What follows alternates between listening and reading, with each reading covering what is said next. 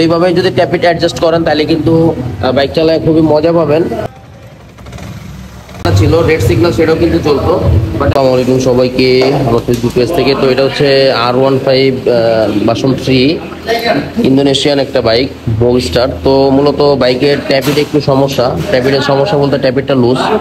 তো বাইকটা কিন্তু বাইরে থেকে রিং পিস্টন চেঞ্জ করছে, বাট ট্যাপিটটা ওনার অ্যাকুরেট মন মতো হয় না, যার কারণে কিন্তু নিয়ে আসা।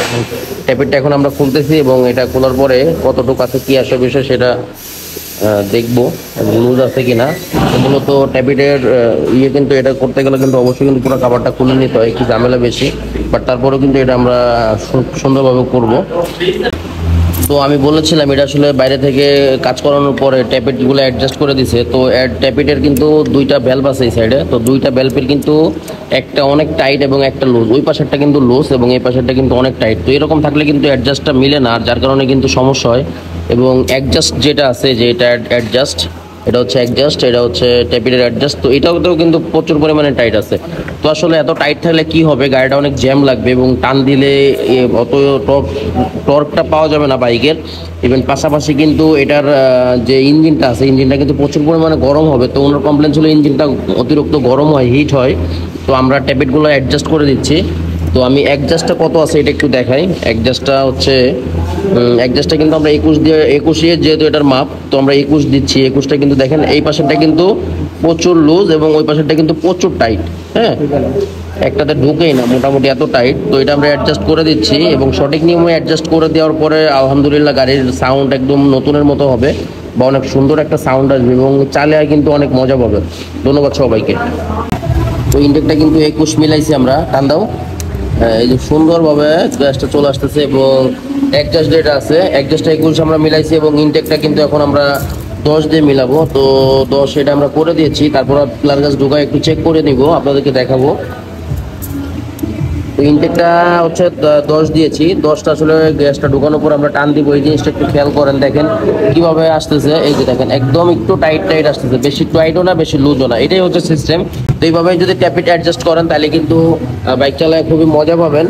এবং এই বাইকের প্রবলেমগুলো আমি আগেও একবার বলেছিলাম যে আপনার ইঞ্জিনটা গরম হয়ে যেত এবং ওনার কাছে ওনার যে মিটারের যে সিগন্যালটা ছিল রেড সিগন্যাল সেটাও কিন্তু চলতো।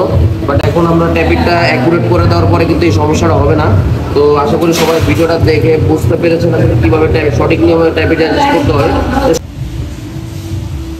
তো পাশাপাশি এটার যে রেডিয়েটর আছে, রেডিয়েটরের পানিটা কিন্তু কমে গেছে। তো রেডিয়েটরের পানিটাও কিন্তু দিয়ে দিচ্ছি এবং রেডিয়েটরের পানির উপরের অংশতে কিন্তু একটু ময়লা ছিল, সেটা হাওয়ার মাধ্যমে কিন্তু আমরা চাপ দিয়ে বের করে দিচ্ছি।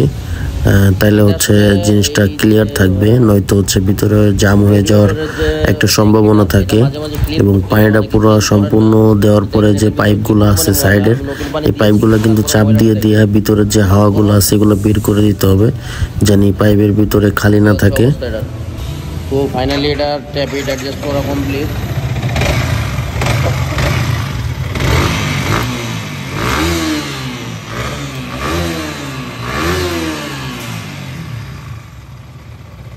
ইঞ্জিনের সাউন্ড ট্যাপিট অ্যাডজাস্ট করার পরে ফাইনালি যে সাউন্ডটা, প্লাস বাড়িতে একটু সাউন্ড আছে, বাট উপরে কোনো সাউন্ড নাই, একদম পারফেক্ট সাউন্ড নতুন গাড়ির মতো।